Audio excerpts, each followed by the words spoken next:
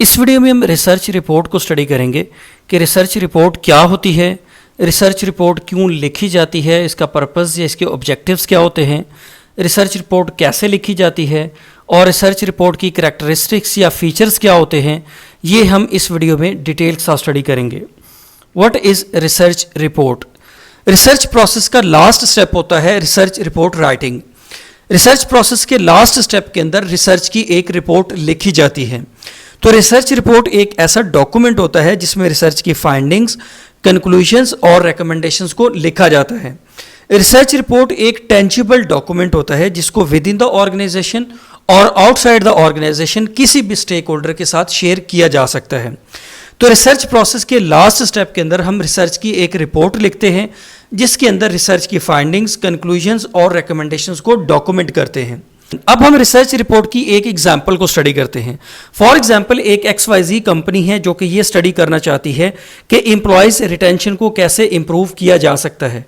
Employees retention का मतलब ये है कि एम्प्लॉयज़ का ऑर्गेनाइजेशन के अंदर रिटेन करना, ऑर्गेनाइजेशन को छोड़ के ना जाना। अब इस रिसर्च की रिपोर्ट के अंदर किस तरह की फाइंडिंग्स होंगी? इस रिसर्च की रिपोर्ट के अंदर इस तरह की फाइंडिंग्स होंगी कि एम्प्लॉयज़ ऑर्गेनाइजेशन को छोड़ के क्यों जाते हैं, कौन सी ऐसी रीजंस हैं जिसकी वजह से एम्प्लॉयज़ ऑर्गेनाइजेशन से चले जाते हैं। एम्प्लॉयज़ की सैलरी कम है, सर्विस स्ट्रक्चर पुअर है, वर्क प्लेस एनवायरनमेंट रिस्पेक्टफुल नहीं है, एम्प्लॉयज़ अपनी जॉब से सेटिस्फाइड नहीं है। तो ये मल्टीपल रीजंस हैं जिसकी वजह से एम्प्लॉयज़ ऑर्गेनाइजेशन को छोड़ के चले जाते हैं। तो इस रिसर्च रिपोर्ट के अंदर ये डिफरेंट फाइंडिंग्स होती हैं कि किस वजह से एम्प्लॉयज़ ऑर्गेनाइजेशन को छोड़ के जाते हैं, और इसी रिसर्च रिपोर्ट के अंदर डिफरेंट रिकमेंडेशंस भी होती हैं कि अगर इन रिकमेंडेशंस को फॉलो कर लिया जाए तो एम्प्लॉयज़ रिटेंशन को इंप्रूव किया जा सकता है। फॉर एग्जाम्पल, एम्प्लॉयज़ की सैलरी को इंक्रीज कर दिया जाए, उनके इंसेंटिव्स को मैक्सिमाइज कर दिया जाए, वर्क प्लेस एनवायरनमेंट को रिस्पेक्टफुल बना दिया जाए, या एम्प्लॉयज़ के अंदर मोटिवेशन और सेटिस्फैक्शन को डेवलप किया जाए जिसकी वजह से एम्प्लॉयज़ ऑर्गेनाइजेशन में रिटेन करेंगे, ऑर्गेनाइजेशन को छोड़ के नहीं जाएंगे। तो रिसर्च रिपोर्ट एक ऐसा डॉक्यूमेंट होता है जिसमें रिसर्च की फाइंडिंग्स, कंक्लूजन्स और रिकमेंडेशंस को लिखा जाता है। रिसर्च रिपोर्ट एक टेंजिबल डॉक्यूमेंट होता है जिसको विद इन द ऑर्गेनाइजेशन और आउटसाइड द ऑर्गेनाइजेशन किसी भी स्टेक होल्डर के साथ शेयर किया जा सकता है। अब रिसर्च रिपोर्ट क्यों लिखी जाती है, इसका पर्पस क्या होता है या इसके ऑब्जेक्टिव्स क्या होते हैं? रिसर्च रिपोर्ट का पहला ऑब्जेक्टिव होता है to document all the information recorded during research. अब ड्यूरिंग रिसर्च जो इंफॉर्मेशन रिसर्चर ने रिकॉर्ड की है उस इंफॉर्मेशन को डॉक्यूमेंट किया जाता है रिसर्च रिपोर्ट के अंदर। Research report share conclusions and recommendations eight appropriate level. Research report के अंदर रिसर्च की कंक्लूजन्स होती हैं और रिकमेंडेशंस होती हैं। तो रिसर्च रिपोर्ट एक टेंजिबल डॉक्यूमेंट होता है जिसको किसी भी स्टेक होल्डर के साथ शेयर किया जा सकता है। रिसर्च रिपोर्ट का नेक्स्ट ऑब्जेक्टिव होता है it helps in designing new strategies.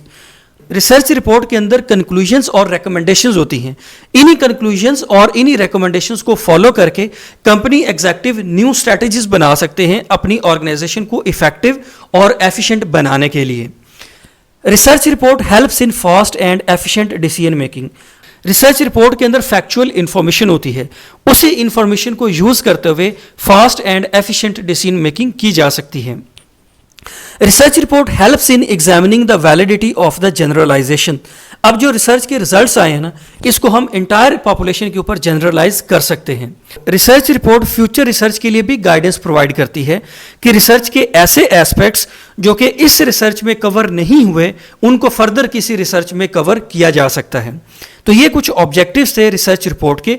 अब हम ये स्टडी करते हैं कि रिसर्च रिपोर्ट की करैक्टरिस्टिक्स या इसके फीचर्स क्या होते हैं। रिसर्च रिपोर्ट की पहली करैक्टरिस्टिक है कि इसको अट्रैक्टिव होना चाहिए, कि जो रिसर्च रिपोर्ट की आउटलुक है ना वो डिसेंट होनी चाहिए। रिसर्च रिपोर्ट को ऑर्गेनाइज्ड होना चाहिए, इसके अंदर कलरफुल इमेजेस को यूज़ किया जाना चाहिए, चार्ट्स हों, ग्राफ्स हों, पेपर की क्वालिटी अच्छी होनी चाहिए, प्रिंट क्वालिटी अच्छी होनी चाहिए। रिसर्च रिपोर्ट के अंदर जो लैंग्वेज यूज़ की जानी चाहिए ना वो सिंपल हो ताकि हर एक रीडर उसको अंडरस्टैंड कर सके, और इसके अंदर जो स्टैंडर्ड टर्मिनोलॉजीज है ना उन्हीं को यूज़ किया जाना चाहिए। लोकल टर्मिनोलॉजी और लोकल एब्रीविएशंस को यूज़ नहीं किया जाना चाहिए। रिसर्च रिपोर्ट की नेक्स्ट करैक्टरिस्टिक है present all factual data in a systematic way. अब रिसर्च रिपोर्ट के अंदर जो फैक्चुअल इंफॉर्मेशन है, जो फैक्चुअल डेटा है, उसको एक सिस्टमैटिक और प्लान्ड वे में प्रेजेंट किया जाना चाहिए कि जिस सीक्वेंस में हमने इंफॉर्मेशन को कलेक्ट किया है उसी सीक्वेंस में उसको प्रेजेंट किया जाना चाहिए ताकि रीडर उसको क्विकली अंडरस्टैंड कर सके। Avoid duplication of facts and figures. Research report के अंदर जो फैक्ट्स एंड फिगर्स हैं उनकी डुप्लीकेशन नहीं होना चाहिए। Clearly right conclusions, recommendations and shortcomings of the research. Research report के अंदर रिसर्च की कंक्लूजन्स, रिकमेंडेशंस और शॉर्टकमिंग्स को क्लियरली डॉक्यूमेंट किया जाना चाहिए। ये कुछ कैरेक्टरिस्टिक्स थी रिसर्च रिपोर्ट की। अब हम देखते हैं कि रिसर्च रिपोर्ट का फॉर्मेट क्या होता है या इसका लेआउट क्या होता है। रिसर्च रिपोर्ट के 3 मेजर सेक्शंस होते हैं, प्रीलिमिनरी सेक्शन, मेन बॉडी और एंड मैटर। अब रिसर्च रिपोर्ट का जो पहला सेक्शन होता है ना, वो होता है प्रीलिमिनरी सेक्शन। इसके अंदर क्या कुछ होता है, इसके अंदर टाइटल पेज होता है, एक्नॉलेजमेंट्स होती हैं। एक्नॉलेजमेंट्स के अंदर हम उन लोगों का शुक्रिया अदा करते हैं जिन्होंने रिसर्च में कंट्रीब्यूट किया, रिसर्च में पार्टिसिपेशन की या रिसर्च के लिए फाइनेंशियल असिस्टेंस दी। इसके बाद फिर टेबल ऑफ कंटेंट्स होते हैं, list of tables, list of figures होती हैं, फिर रिसर्च की एग्जैक्टिव समरी होती है या एब्स्ट्रैक्ट होता है। रिसर्च रिपोर्ट का नेक्स्ट सेक्शन होता है मेन बॉडी। अब मेन बॉडी के अंदर डिफरेंट सब सेक्शंस होते हैं। पहला सेक्शन होता है इंट्रोडक्शन का। इंट्रोडक्शन के अंदर रिसर्च के डिफरेंट एस्पेक्ट्स को कवर किया जाता है। इसमें प्रॉब्लम स्टेटमेंट होती है कि हम किस प्रॉब्लम के ऊपर रिसर्च कर रहे हैं, रिसर्च की सिग्निफिकेंस क्या है, रिसर्च की इंपॉर्टेंस क्या है, हम रिसर्च क्यों कर रहे हैं, रिसर्च के ऑब्जेक्टिव्स क्या हैं, हाइपोथेसिस होते हैं, अजम्पशंस होती हैं, लिमिटेशंस होती हैं और रिसर्च के अंदर जो टर्म्स यूज की गई हैं उन टर्म्स की डेफिनेशन भी होती है इंट्रोडक्शन सेक्शन के अंदर। मेन बॉडी के अंदर नेक्स्ट सेक्शन होता है लिटरेचर रिव्यू का।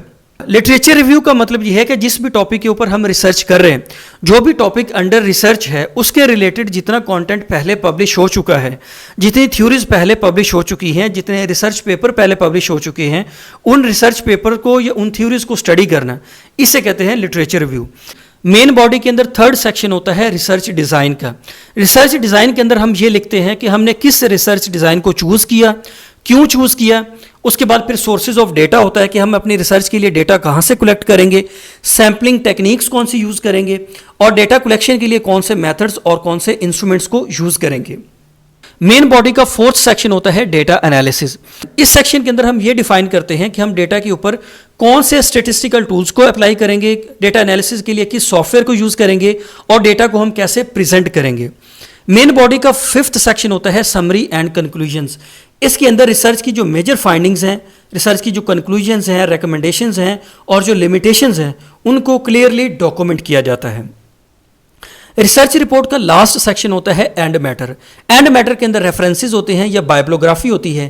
रेफरेंसेस का मतलब ये होता है कि जिन सोर्सेज की हमने साइटेशन दी है अपने रिसर्च वर्क के अंदर, उन सोर्सेज को अल्फ़ाबेटिकल ऑर्डर में लिखा जाता है। और बायोग्राफी का मतलब ये होता है कि जिन सोर्सेज की हमने साइटेशन दी है हम उनको भी लिखेंगे और ऐसे सोर्सेज जिनकी हमने साइटेशन नहीं दी लेकिन उन सोर्सेज को हमने कंसल्ट किया है अपनी रिसर्च के लिए, उनको भी हम बायोग्राफी में लिखते हैं। लेकिन रेफरेंसेस के अंदर हम सिर्फ और सिर्फ उन सोर्सेज को लिखते हैं जिनकी हमने साइटेशन दी होती है। लास्ट सेक्शन होता है अपेंडिक्स का। अपेंडिक्स के अंदर हम ऐसे मटेरियल को ऐड करते हैं जिसको हम रिसर्च की मेन बॉडी में ऐड नहीं कर सकते। फॉर एग्जांपल जो क्वेश्चनेयर होता है, जो फोटोग्राफ्स होते हैं, इमेजेस होते हैं, मैप्स होते हैं, सर्वेज होते हैं, या जो हम लेटर्स लिखते हैं डिफरेंट ऑर्गेनाइजेशंस को या डिफरेंट पार्टिसिपेंट्स को, उनकी कॉपीज़ को अपेंडिक्स में ऐड किया जाता है। तो अपेंडिक्स में वो कंटेंट होता है जिसको हम रिसर्च वर्क की मेन बॉडी में ऐड नहीं कर सकते। तो ये फॉर्मेट था रिसर्च रिपोर्ट का। I hope you understand my point. Thank you very much.